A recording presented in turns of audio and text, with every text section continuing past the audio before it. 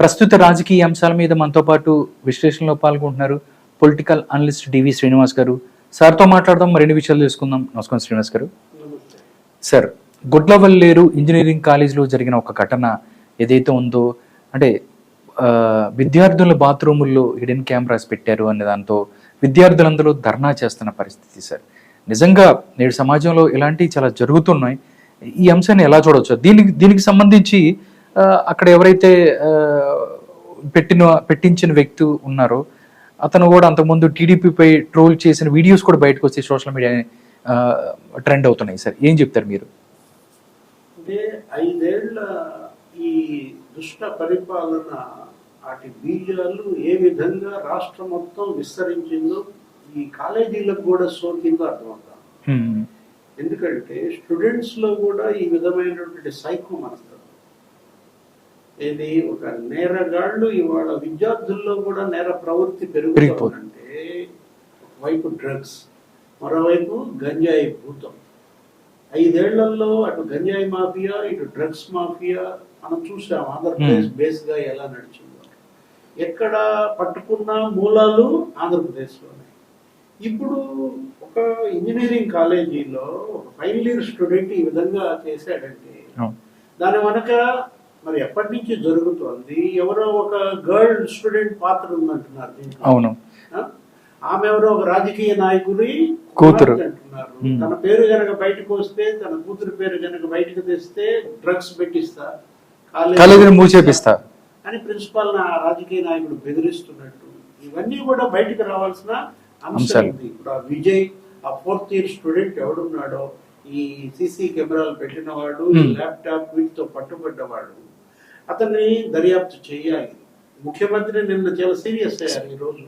ఏంటి, దానిపైన ఒక కమిటీ వేసి విచారణ చేపట్టమన్నారు. ఇప్పుడు ఆల్రెడీ కలెక్టర్ వెళ్ళాడు, ఎస్పీ కూడా వెళ్ళిన పరిస్థితి. కొల్లు రవీంద్రను కూడా వెళ్లి కాలేజీ సందర్శించమని ముఖ్యమంత్రి ఆదేశించిన నేపథ్యంలో ఇప్పుడు ఇవాళ అక్కడ విద్యార్థినుల ఆందోళన ఏది, జస్టిస్ ఇవాళ మరి ఇంజనీరింగ్ కాలేజీల్లో ఆడపిల్లలకే నీకు భద్రత లేకపోతే, ఇది ఈ 2 నెలల్లో వచ్చిన అంశం కాదు. 5 ఏళ్ల పరిపాలన దుష్ఫలితాలే ఇవాళ అడుగడుగున కనపడుతున్నాయి. వ్యవస్థలో పూర్తిగా నేర ప్రవృత్తి ఎలా పెరిగిపోయిందో మనకి ఇదే ఒక ఉదాహరణ. పోలీసులు భ్రష్టు పట్టారు, రౌడీలే పోలీసులే రౌడీలుగా మారిన నేపథ్యంలో అసలు పోలీస్ చేయాల్సిన పని చేయటం లేదు, సెటిల్మెంట్లో పడ్డారు. కాబట్టి ఇవాళ పోలీస్ అంటే భయం, భక్తి లేకుండా పోయింది. ఎవరన్నా మనం ఊహించగలమా? ఏంటి ఇంతవరకు ఇప్పుడు రాష్ట్ర చరిత్రలో ఎప్పుడన్నా ఈ గుడ్లవల్లేరు లాంటి ఉదాహరణలు జరిగాయా? ఏ కాలేజీలో అయినా సరే ఇలాంటిది జరిగిందా? అంటే ఇప్పుడు తల్లిదండ్రులు ఆడపిల్లల్ని ఇవాళ కాలేజీకి పంపటానికే భయపడే పరిస్థితి ఉంది. ఇవాళ వీళ్ళు మాట్లాడితే బాలికా విద్య మేము ప్రోత్సహిస్తామంటారు.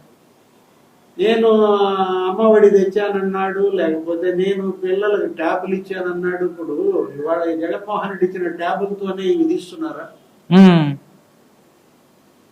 అవును. ఇప్పుడు ఈ పిల్లలకి ఇచ్చినటువంటి ఈ స్వేచ్ఛ ఇవాళ తల్లిదండ్రుల బాధ్యత ఉంది. గ్యాప్ పెరుగుతోంది తల్లిదండ్రులకు పిల్లలకు మధ్య. నీ కొడుకులో ఇంత నేర ప్రవృత్తి పెరుగుతోందంటే అది బాధ్యత ముందు తల్లిదండ్రులది, తర్వాత అక్కడ కాలేజీ యాజమాన్యాన్ని. ఎప్పటి నుంచి ఇది జరుగుతోంది? కాలేజీ యాజమాన్యం దీన్ని ఎందుకు కప్పి పెట్టాలని చూస్తోంది. విద్యార్థుల ఆందోళనలో ఇవాళ ఏంటి ఒక ముఖ్య అంశం. అవును, వాళ్ళకి రక్షణ కావాలి. ప్రభుత్వం ముందు బిడ్డల్లో భరోసా పెంచాలి. అంటే 300 మంది ఆడపిల్లల వీడియోలు రికార్డ్ చేశారని చెప్తున్నారు. సార్, నిజంగా ఎందుకంటే ఇలాంటివి చూసినప్పుడు నిజంగా ఇంత నేర ప్రవృత్తి ఏంటి? షర్మిల కూడా ఈ రోజు మాట్లాడింది, కాంగ్రెస్ పార్టీ అధ్యక్షురాలుగా. ఈ కమిటీ వేయడమే కాదు, ఫాస్ట్ ట్రాక్ న దీన్ని విచారించాలి, అవసరమైతే తనే కాలేజీ సందర్శిస్తానన్న నేపథ్యం బెంబేలెత్తిపోతున్నారు. ఆంధ్రప్రదేశ్ లో ఆడబిడ్డలంతా కూడా భయోత్పాతంలో ఉన్నారు అన్నమాట. అంటే ఇప్పుడు మార్కెట్కి వెళ్లే పరిస్థితి లేదు మహిళ, స్కూల్కి వెళ్లే పరిస్థితి లేదు బాలిక, ఇవాళ కాలేజీకి వెళ్లే పరిస్థితి లేదు ఈ విద్యార్థులు. అంటే ఇప్పుడు ఇవాళ మన ఈ స్వాతంత్రం ఇప్పుడు 78 ఏళ్ళు మనం చేసుకుంటున్న నేపథ్యంలో వికసిత భారత్ అంటున్నారు, బేటీ పడావ్ బేటీ బచావ్ అన్నారు ఎవరు, నరేంద్ర మోడీ. వికసిత ఆంధ్రప్రదేశ్ వైపు అడుగులేస్తున్నారు, విజన్ 2047. 100 ఏళ్ల స్వాతంత్రం వైపు అడుగులేస్తున్నటువంటి పరిణామంలో ఈ తరంలో వస్తున్నటువంటి మార్పులు, వీటిని మొగ్గలోనే తుంచేయాలి, అడ్డుకట్ట బియ్యాలి, కఠిన చర్యలు చేపట్టాల. అవును సార్. ఇంకోటి కూడా సార్, ఎందుకంటే కలకత్తా సంఘటన మనం చూసుకున్నాము. కలకత్తా సంఘటన జరిగి మనం చాలా మంది కూడా దాన్ని ఖండించిన పరిస్థితి. దాని తర్వాత చూసిన తర్వాత ఆడపిల్లలకి సంబంధించి ఇవి చూసుకున్నట్టయితే ఇలాంటి జరగటం చాలా బాధాకరం. ఆర్జీకర్ హాస్పిటల్ కలకత్తా భగ్గుమంటుంది 15 రోజులుగా. రోడ్ల మీద వేల మంది ఆందోళనలు చేస్తున్నారు, బాష్పవాయువు ప్రయోగాలు చేస్తున్నారు. అరే అసలు ఒక వైద్యురాలు నైట్ డ్యూటీకి వస్తే చిత్ర హింసలు పెట్టి ఎముకలు కూడా విరిచేసి అత్యాచారం. కనీసం వాళ్ళ తల్లిదండ్రులకి ఇంటిమేషన్ లేదు, ఆత్మహత్య అని చెప్పారు. ఈరోజు మనం చూస్తున్నాం 3 ఫోన్ కాల్స్ వచ్చినాయి అంట 30 నిమిషాల్లో. 3 ఫోన్ కాల్స్ లోనూ వాళ్ళకి సరైన సమాచారం లేదు. ఒకసారి అర్జెంట్ గా రమ్మంటారు, రెండోసారి మీ అమ్మాయి సూసైడ్ చేసుకుందంటారు, మూడోసారి ఏమో త్వరగా రాలేదని మళ్ళీ ఫోన్ చేస్తారు. వాళ్ళ తల్లిదండ్రుల్లో ఒక ఆందోళన. ఏది ఒక కోల్కత్తా ఇన్సిడెంటే కాదు, ఒక ముంబై హీరోయిన్ ఉదంతమే కాదు, ఇవాళ ఈ గొడవలేరు ఇష్యూ. కాలేజీల్లో ఇవాళ ఆడబిడ్డలకి భద్రత లేదంటే ఈ సీసీ కెమెరాలు ఏంటి, ఏం చేయాలో? ఇది మనం మార్పు వైపు వెళ్తున్నామా, వెనక్కి వెళ్తున్నామా, ముందుకు వెళ్తున్నామా, వెనక్కి వెళ్తున్నామా? అన్నిటికన్నా ఇంకోటి ఏంటంటే డివిఎస్ గారు, కరెక్టే, అక్కడ జరిగినప్పుడు అక్కడ ఎవరైతే ఉన్నారో వాళ్ళని, దానికి పార్టీల రంగు పులిమి అంటే వైఎస్ఆర్సీపీ వాళ్ళు జనసేన కార్యకర్త అని చెప్పి పవన్ కళ్యాణ్ సంబంధించింది ఒక ఫోటోషాప్ లో ఒక ఫోటో రిలీజ్ చేస్తారు, చంద్రబాబు నాయుడు ఒక రిలీజ్ చేస్తారు. మొత్తంగా చూస్తే ఒక వీడియో సర్క్యులేట్ అవుతుంది, తీసుకోవాలా? దీన్ని పార్టీలకి ఎందుకు? ఎవరు చేసినా తప్పే కదండి, ఎవరు చేసిన తప్పే, టీడీపీ వాళ్ళు చేసిన తప్పే, జనసేన చేసిన, వైసీపీ వాళ్ళు. ఆయన చూస్తే ఆ కుర్రాడు ఎవరైతే ఉన్నారో పట్టుబడిన కుర్రాడు టీడీపీని ట్రోల్ చేస్తూ, రామానాయుడు గారిని ట్రోల్ చేస్తూ, నిమ్మల రామానాయుడు గారిని ఒక వీడియో చేశాడు. ఇప్పుడంతా ట్రెండ్ అవుతున్న పరిస్థితి.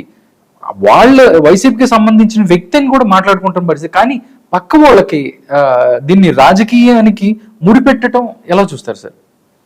ఇవాళ ఇలాంటి పోస్టులు పెడుతున్న వారు, ఈ విధమైనటువంటి విషయం దక్కుతున్నవారు, పొల్యూషన్ ఇదంతా కూడా కాలుష్యం వెదజల్లుతున్న వాళ్ళు, వీళ్ళ మీద కఠిన చర్యలు తీసుకుంటారు.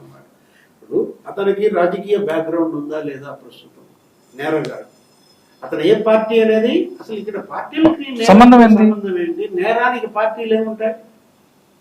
రాజకీయాలకు అతీతంగా కఠిన చర్యలు తీసుకోవాలి. ఏ పార్టీ వాడైనా కఠినంగా ప్రవర్తించాలి. మీరు చెప్పారు, అతనేంటి రామానాయుడిని వ్యంగ్యంగా ఏదో ప్యారడీగా అనుసరిస్తూ రామానాయుడిని ట్రోల్ చేస్తున్నటువంటి వీడియోలు అంటే అర్థం అతను వైఎస్పీ ఫాలో, జనసేన మనిషి కాదు. ఎందుకంటే మిత్రపక్షం జనసేన, తెలుగుదేశం. అవును, జనసేన అయితే రామానాయుడు ఎందుకు ట్రోల్ చేస్తాడు? అతను కొడాలి నాని మనిషి.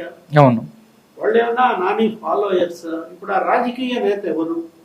ప్రిన్సిపాల్ ని బెదిరించింది ఎవరు? డ్రగ్స్ కేసులో నీ కాలేజ్ మూసేపిస్తానంది ఎవరు? ఇవన్నీ బయటికి రావాలి. ఎవరి కూతురు ఇవాళ అక్కడ చదువుతుంది రాజకీయ నేతల్లో? ఆ కూతురుకి ఈ విజయ్కి ఉన్నటువంటి సంబంధం ఏంటి? ఇప్పుడు కెమెరాలు ఎవరు పెట్టించారు? ఎవరు చెబితే పెట్టించారు? పెట్టింది ఎవరు? పెట్టించింది ఎవరు? ఇవన్నీ కూడా బయటకు రావాలి. అందుకే ముఖ్యమంత్రి కూడా అంత సీరియస్ అయ్యారు. దీనిపైన ఒక విచారణ కూడా ఆదేశించారు. హుటాహుటిన కలెక్టర్, ఎస్పీ అక్కడికి వెళ్ళడమే దానికి ఉదాహరణ. కొల్లు రవీంద్ర కూడా వెళ్తున్న నేపథ్యంలో ఇప్పుడు భద్రత కావాలి. ఆంధ్రప్రదేశ్ ప్రజలు ఇవాళ కోరుకుంటోంది భద్రత. ఎందుకంటే అటు భూములకు భద్రత లేదు, ఇటు ఆస్తులకు భద్రత లేదు, ధన మాన ప్రాణాలకి భద్రత లేని పరిస్థితుల్లో 5 ఏళ్లు జగన్మోహన్ రెడ్డి పరిపాలనలో నరకం చూశారు, చిత్రహింసలు అనుభవించారు. ఆ విరక్తి నుంచి, ఆ వచ్చిన వ్యతిరేకత నుంచే ఈ కూటమి వైపు మొగ్గు చూపింది. ఎందుకు ఇంత మెజారిటీ వచ్చింది ఈ కూటమికి? జగన్మోహన్ రెడ్డిని కేవలం 6% సీట్లకే ఎందుకు పరిమితం చేశారు? 11 సీట్లకే. కూటమిని తెలుగుదేశం, జనసేన, బీజేపీని మరి ఆ 94% సీట్లలో ఎందుకు గెలిపించారంటే ఇవాళ వాళ్ళు పొందిన బాధను, వాళ్ళు అనుభవించిన వేదన, ఆ నరకం నుంచి మీకు పట్టం కట్టారు. మీరు ఇవాళ సీట్లో కూర్చుని, కుర్చీలో కూర్చుని ముందు ప్రజలను విముక్తం చేయండి. ఈ నరకం నుంచి ప్రజల్ని విముక్తం చేయాల్సిన బాధ్యత ముఖ్యమంత్రి చంద్రబాబు పైన, డిప్యూటీ సీఎం పవన్ కళ్యాణ్ పైన ఉంది. రాజకీయాలకు అతీతంగా ఎవడు ఈ దుర్మార్గాలకు తెగించినా, ఈ బరి తెగింపుకు పాల్పడినా అతని పైన కఠిన చర్యలు చేపట్టాలి, గుణపాఠం నేర్పాలి. భవిష్యత్తులో మళ్ళా ఇలాంటి సంఘటనలు జరగకుండా, పునరావృతం కాకుండా చూసుకోవాలి, భయం తీసుకురావాలి.